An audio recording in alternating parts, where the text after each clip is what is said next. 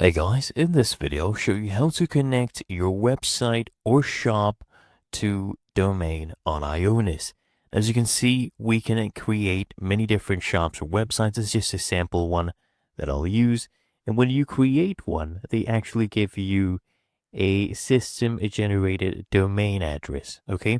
What you want to do to connect to this specific website, I'll show you. Answer ASAP, okay? So you click on menu, and then you click on domains and SSL, and then go ahead and click on the domain you want to connect the website or shop to. So you click on that domain, and then you come here, you can click on use your domain, okay? Now here, as you can see, the domain is not in use, so we'll connect it to an existing website, or you can go and create one right now, create an online store. We'll just connect it to an existing website right here. Then you scroll down and just choose the website you created. We use Answer ACP. We'll select this website right here, and you can review the desired connection. So this is okay with me.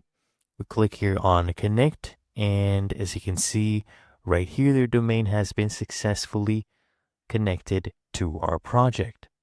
And that is how to connect your website or shop to domain on Ionos.